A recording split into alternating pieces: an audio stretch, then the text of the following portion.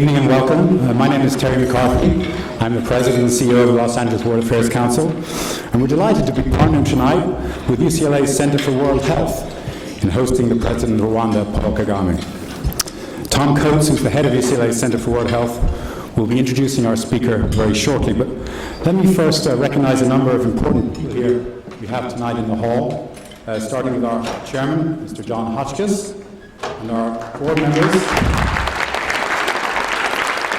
Kathy Bacharach, Mark Hansen, Kitty Keck, Sebastian Zachariah, and Megan Cherney, whose daughter Margaret spent some time working in Rwanda with women's cooperatives, now works in the movie industry here, and wrote the President's speech tonight. I would also like to recognize from UCLA Dr. Eugene Washington, the Dean of UCLA's David Geffen School of Medicine, Dr. Tom Rosenthal, the co-director of the UCLA Center for World Health, and Dr. Clarence Braddock, the Vice Dean for Medical Education at the David Geffen School of Medicine. And they brought with them 30 UCLA medical students. In fact, we have so much medical talent here tonight that if anyone is planning to have a heart attack, now would be a really good time. Just make it up to the head table first and we'll look after you.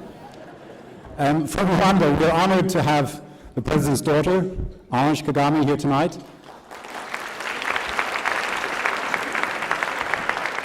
Along with the Rwandan ambassador to the US, Mathilde Mukantabana.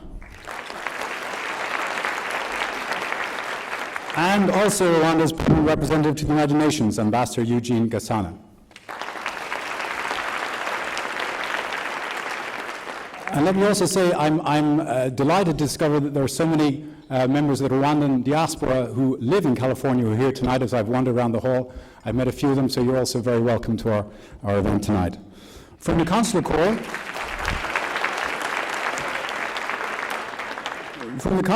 we're delighted to have our good friend Cyril Ndaba, who is the Consul General of South Africa, but who told me that he opened the South African mission in Rwanda in 2000.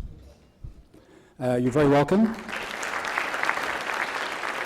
As well as we have representatives from the consulates of Kenya and Togo in the hall tonight. And let me finally mention some very special guests that are, as you know, are very close to my heart. We have 50 high school students from 10 different high schools here tonight, whose attendance at our events is generously supported by our members.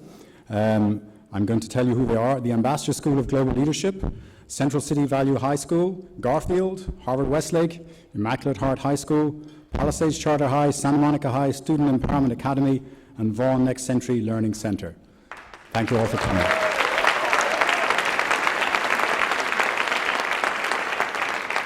And now, if we have no heart attack applicants, let me ask Tom Coates, the director of the UCLA Center for World Health and an internationally recognized authority on HIV/AIDS research, to introduce tonight's speaker.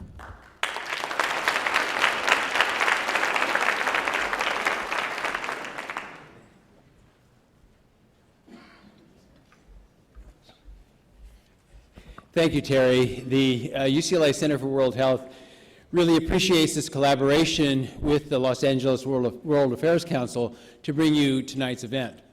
Often when we talk about world health or global health, we think of grim pictures, and we think of people dying and people starving. But we're on the verge of what will turn out to be a great opportunity.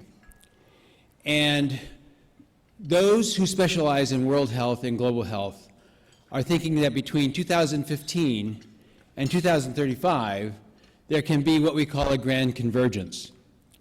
So that life expectancy in the United States, say 78, 79 for men, 81, 82 for women, will be the same for people from low and middle income countries, say like Rwanda. We can close that gap with strategic investments. We at the Center for World Health believe that that happens by improving health and investing in people, and that's our mission. Rwanda has a personal moment for me. We started our HIV research in Rwanda in the mid-1980s. And HIV was a death sentence then, and people were suffering. And I can still remember the day when the Civil War broke out, when the genocide started. It's one of those days like September 11th, or the day that President Kennedy died. And I remember that day, and we were stunned and shocked. And we lost many of our participants and many of our research staff in that endeavor. Since that time, we've been able to go back and restart those activities. But in the meantime, Rwanda has changed. The country has been pacified for 20 years. Literacy has grown. Families have grown smaller. The economy has grown. And the president has said by the year 2020, Rwanda will emerge as a middle-income country.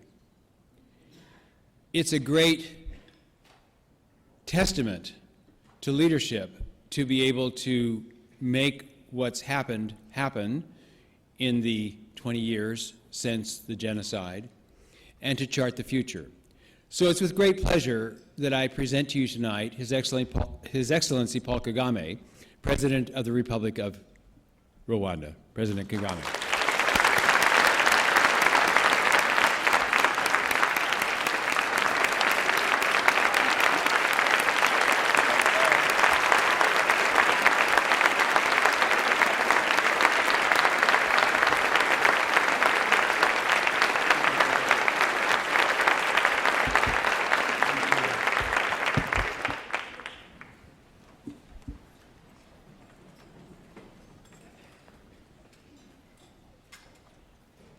Mr. Terry McCarthy, President of the Los Angeles World Affairs Council, distinguished members of the Council, ladies and gentlemen.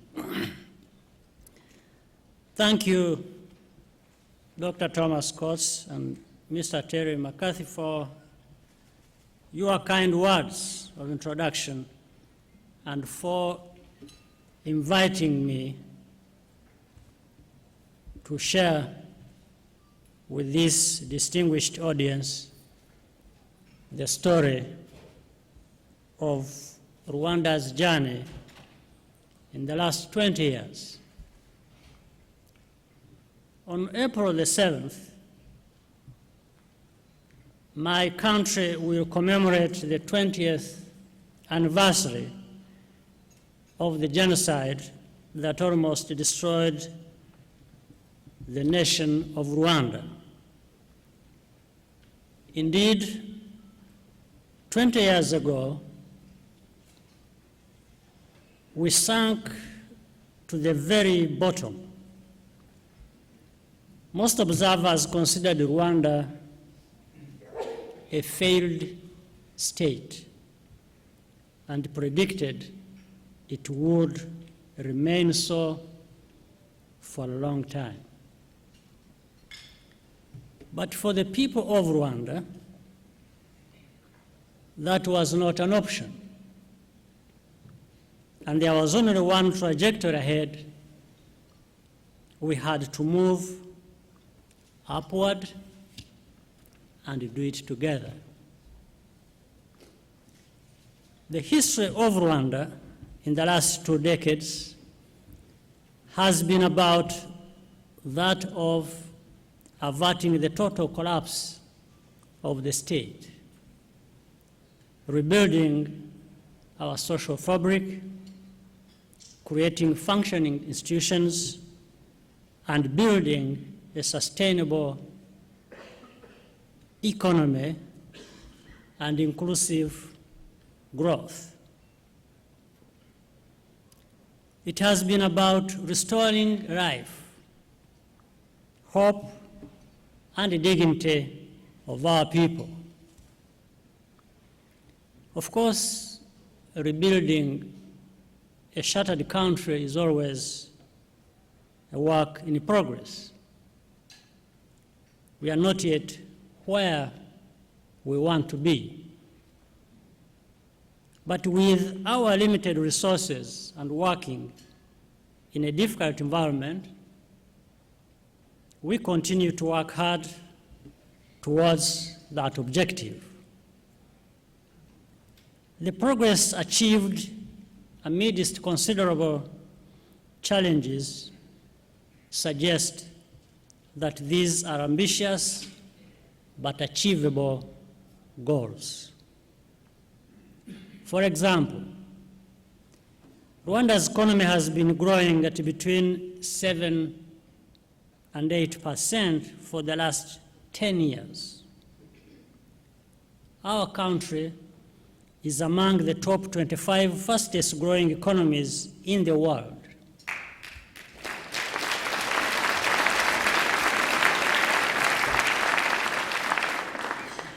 According to the Global Competitive Index report 2013-2014, Rwanda is the third most competitive country in Africa. The 2013 baseline profitability index rates our country 5th best investment destination globally.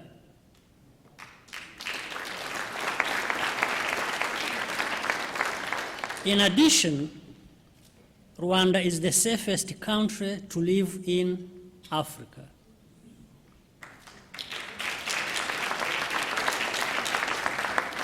This is according to the latest Gallup report. Each country responds in a unique way to its own history and specific circumstances. Rwanda's post-conflict rebuilding started with a thorough self-examination and nationwide consultations. Yet, the statistics I just presented might also tell a universal story. Indeed, if a country as severely damaged and geographically disadvantaged as Rwanda can rise to its feet and reshape its future, then it is possible to build even better futures in similar difficult circumstances in other less constrained parts of the world. Distinguished ladies and gentlemen, Rwanda's post-genocide journey has been a challenging one of rebuilding afresh. Our continued efforts aim to reverse a 3-decade cycle of self-destruction policies and institutionalized exclusion and chart a new course. First, we had to get the building blocks in place, create an environment of rule of law, peace, and security on which all others rest.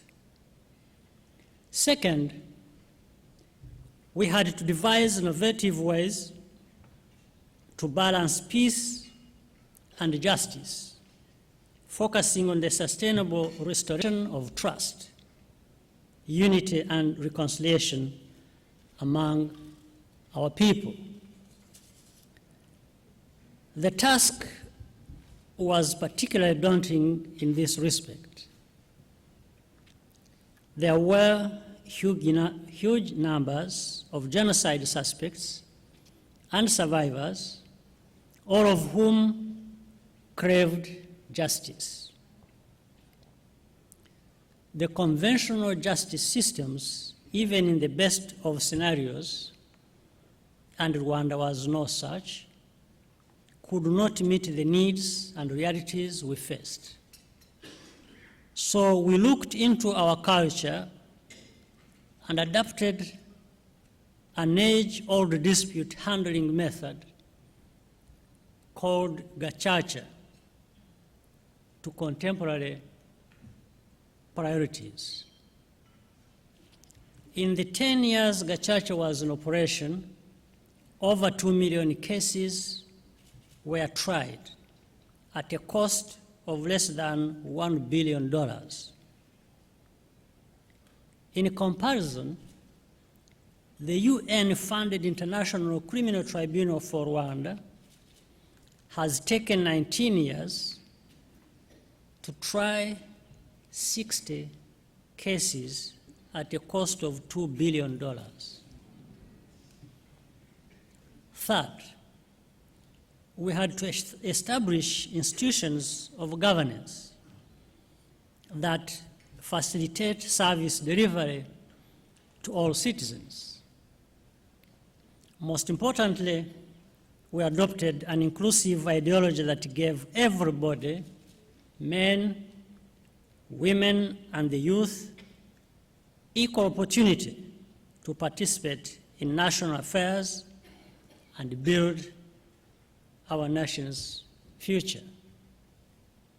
We also realized that we could obtain more positive results through decentralized authority and decision-making to lower administrative units.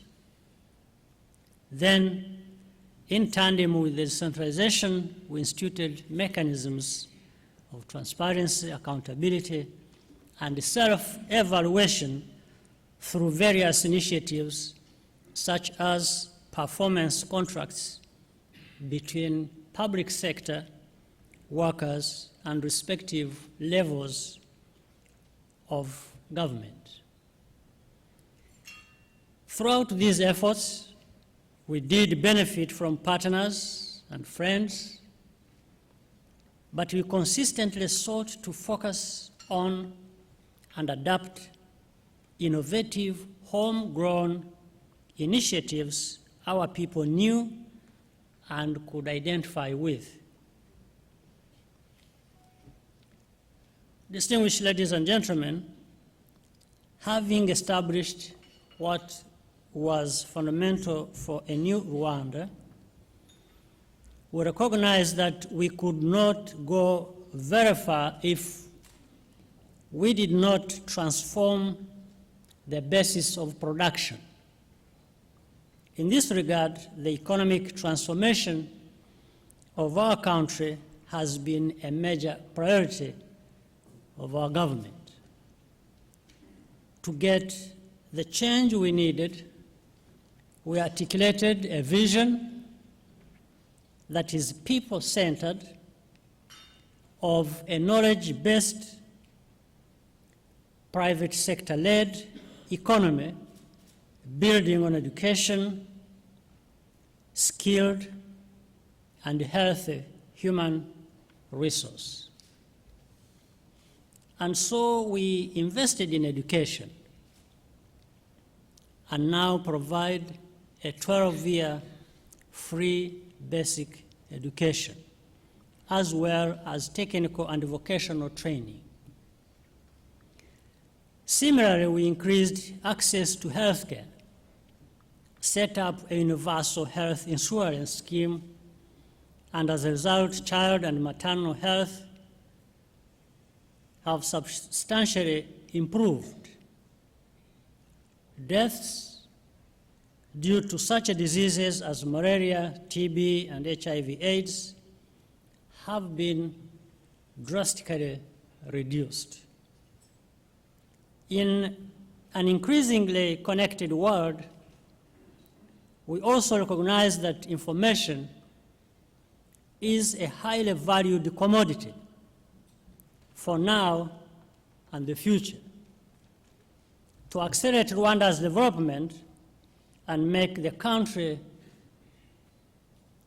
more competitive globally, we had to invest significantly in information and communication technologies so as to make them widely available and affordable. Most African countries,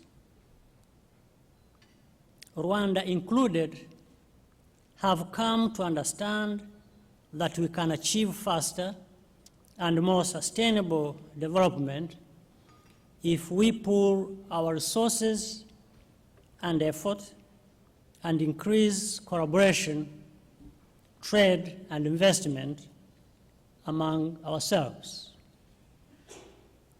Rwanda is a strong advocate of regional economic integration, whose benefits in our region are increasingly evident through the East African community that brings together Rwanda, Burundi, Kenya, Uganda, Tanzania.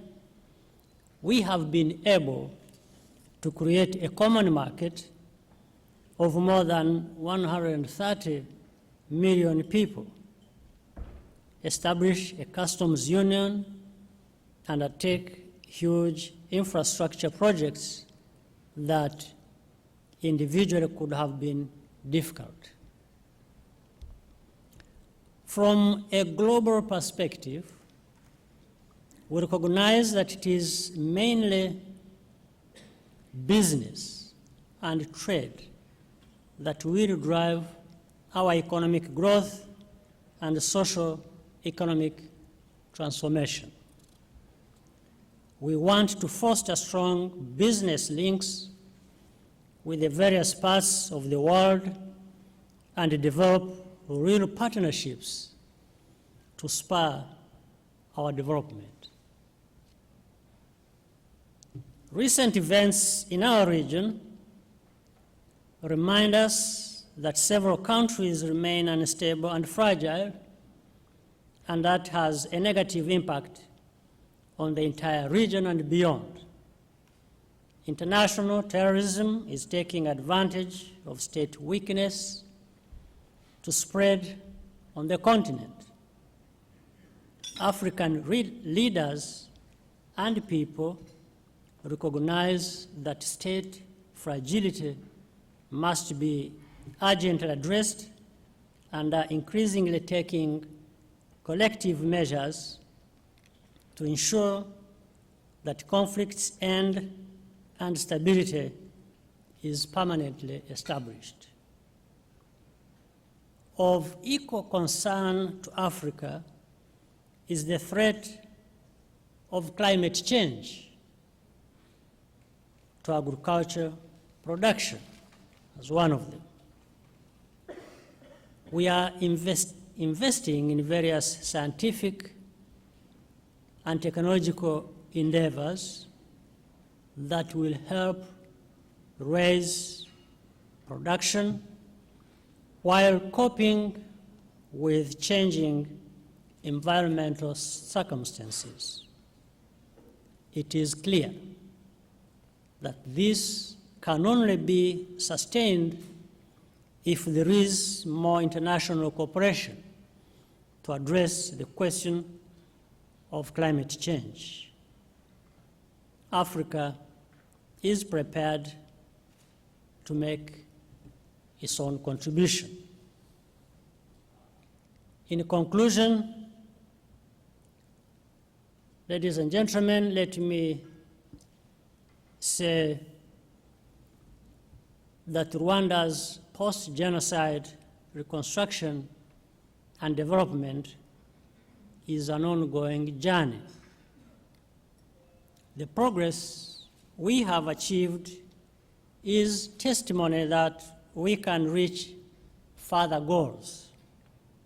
We have moved beyond mere survival and began to grow steadily. So we are more determined than ever to pursue our efforts towards prosperous and dignified future for all Rwandans. We shall continue to draw from our history, culture, and experience, as well as support from friends and partners. That, ladies and gentlemen, is the challenge ahead for Rwanda and Africa. Thank you for your kind attention. I now welcome your questions, comments, and observations.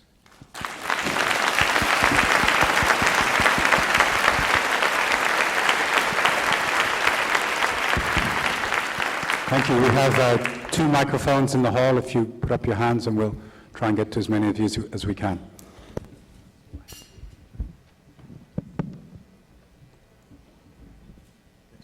Mr. President, thank you again for coming and for such a very interesting presentation. I had one question. You had mentioned safety and security was such an important part to the successful future economic growth of your country, and you also had mentioned international terrorism. And so my question is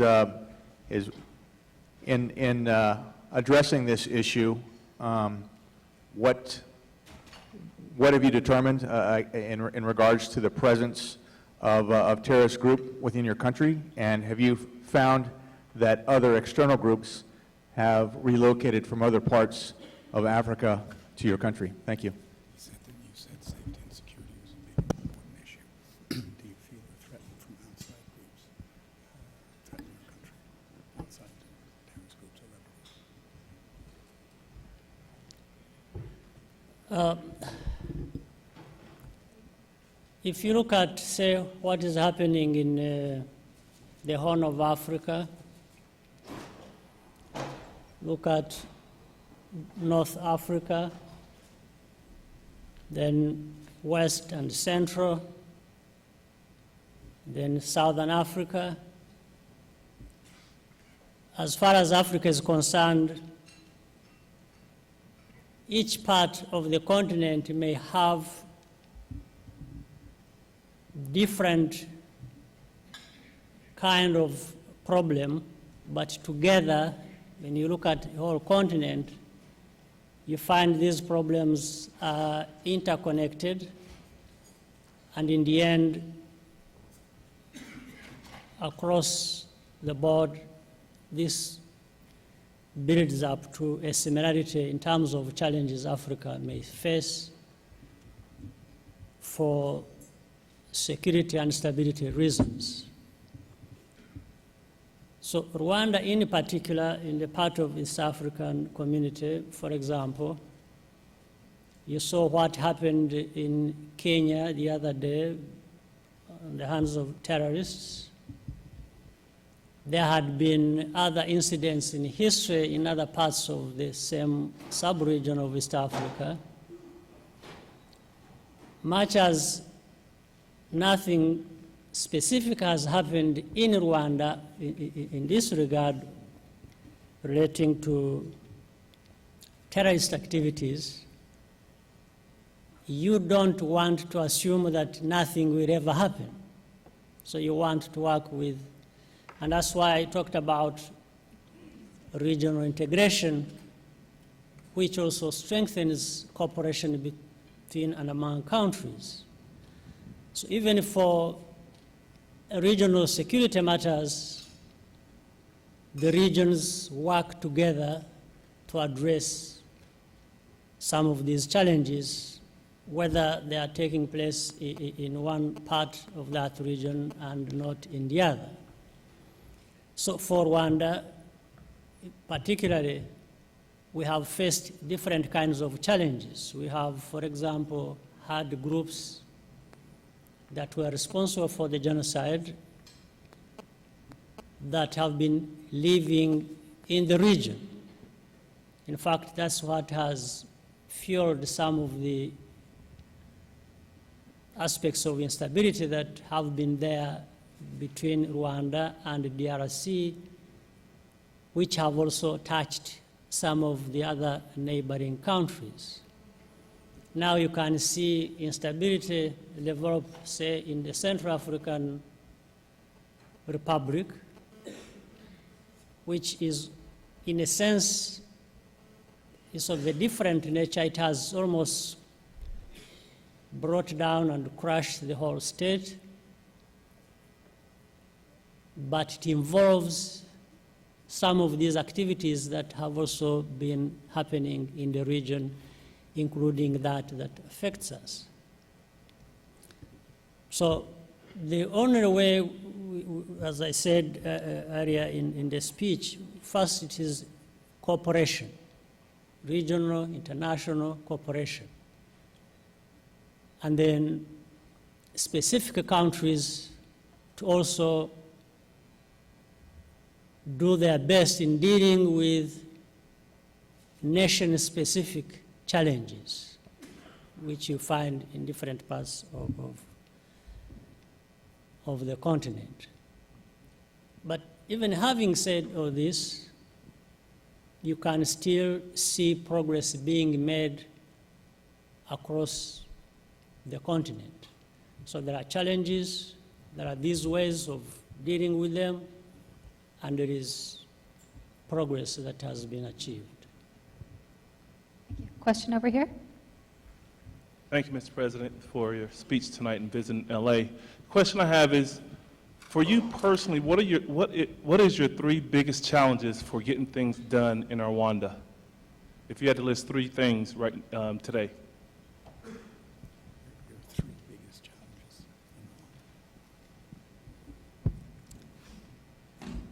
One is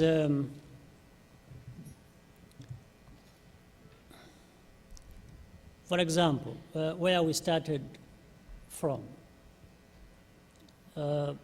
more than 20 years ago, GDP per capita of 200 US dollars. Poverty levels very high. Disease, hunger, and later on all that compounded by conflicts and instability, then a genocide, and so on and so forth. Now, having done some good work and registered progress in building a foundation on which you can continue to build for the development of our country in terms of institutions, peace and security. I mean, at the end of the day, you want to worry about whether people have food, they can have their children go to school, they can access healthcare, and so on and so forth. And you also want to think about this in terms of saying, can these people be able to provide this for themselves? You cannot have a situation where it's the government that is providing, that is mouth-feeding every individual instead of these people being able to actually be productive themselves. So the worry is about sustained and inclusive growth that feeds directly into development and therefore deals with the challenge of poverty that has been there for so many years as we know it. So poverty is number one. Peace and security, the other. And then the others are the usual, issues of prosperity, of freedoms, of governance. But while I'm saying this, I don't even mean to say you achieve one and then you wait and then achieve another, then all these things happen at the same time. You may move faster on one, faster than the other, but you have to have all going in the same direction and enabling growth and development to take place.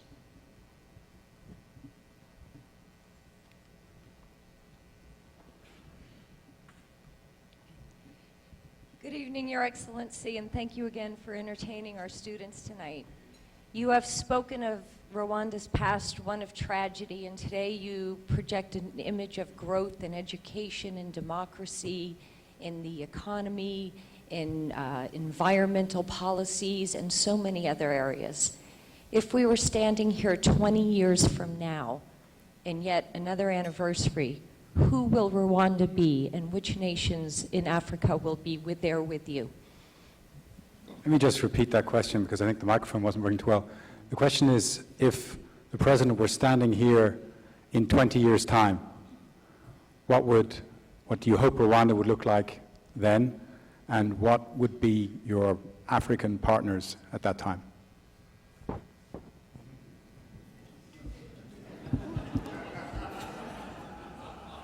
"20 years now, I want to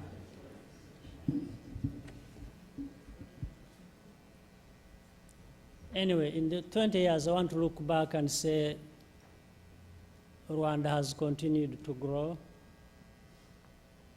has continued to be stable, and has been prosperous, and the Rwandans are happy people because of how they have invested themselves in their own development and what they have done together. So prosperity is key for me to make sure that, because, and my thinking comes from, you look around the world, in some places,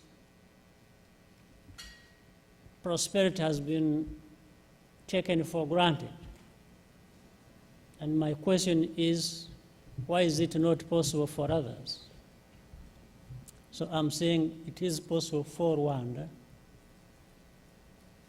to also prosper, or the continent to do that. In fact, when I'm talking about Rwanda, it's because that's my country, that's why I have responsibilities, that's why I have to account, and so on and so forth. But I don't just think about Rwanda out of the context of the African continent, because Rwanda is not an island and cannot be an island in the African continent. The well-being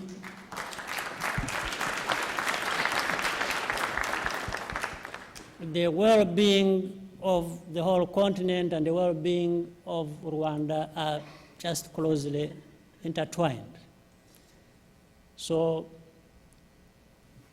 I wish for the rest of Africa, what I wish for my country.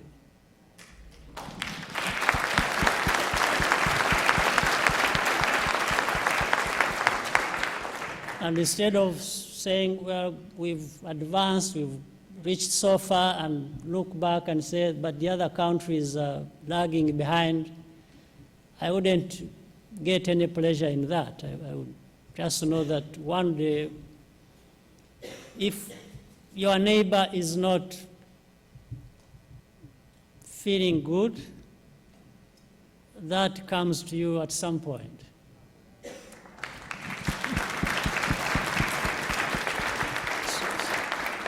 So cooperation, working together, and because after all, if the whole continent thrives, then everybody else, I mean, we do business together, the markets grow, it's good for everyone. I think we have time for one more question. Thank you, Your Excellency, for this inspiring speech, and more importantly, what you've done in Rwanda. I also am relaying greetings from Stephen Kinzer, who is a boyfriend friend of my father. Sorry, we can't hear you. Okay, I'll try louder. Anyway, thank you very much. Is this better? For your inspiring speech, as well as the change in history that you have wrought in Rwanda. And I'm also relaying greetings from Stephen Kinzer, who is a friend of my father since boyhood. The question I have for you is, to achieve this prosperous and peaceful future, what sorts of information would be most important, particularly in rural regions, to get there? Thank you. What sort of information would be important for Rwandans to get? I'm sorry, it's hard to hear. There's a reverberation going on. Okay, sure. Is this a better sound? So basically, my background and interest is information communication technology. Just the question, sorry, because... So the question is, if there were certain information topics that would make the most difference in making change towards the future that you wish to seek in rural Rwanda, what kind of information would be most important to be freely available? So as I understand it, the question is what kind of information would be most helpful in Rwanda to achieve the transformation that you're looking for? Is that about it? What kind of information? I think it comes from an information technology background. Oh.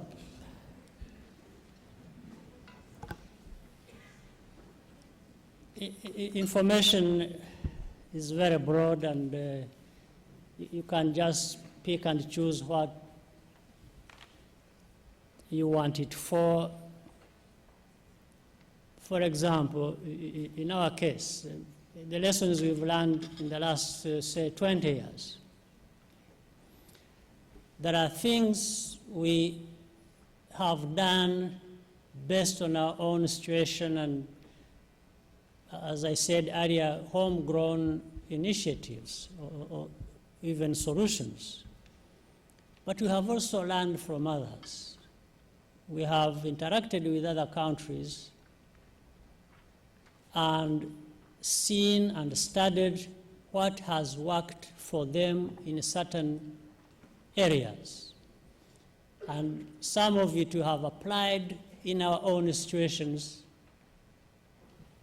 and they have worked. What is about management of disease or productivity in agriculture or management of different aspects of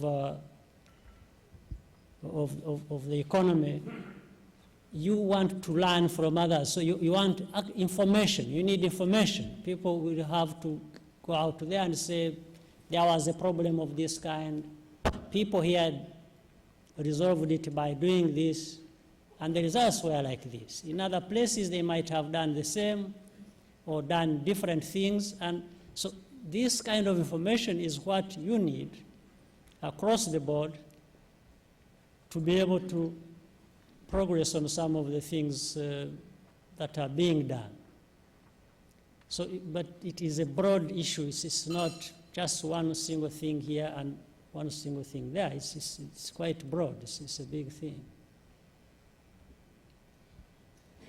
I think we have to bring it to an end here. I know your time is limited. Let me just cast us forward a little bit. Our next program is coming up. We have Senator John McCain coming on March 20th. And then on April 23rd, we have Wendy Kopp, the founder of Teach for America. We hope to see you at those programs. But let me tonight thank the Center for World Health at UCLA, all our guests here tonight, and our speaker, President Kagame of Rwanda. Thank you.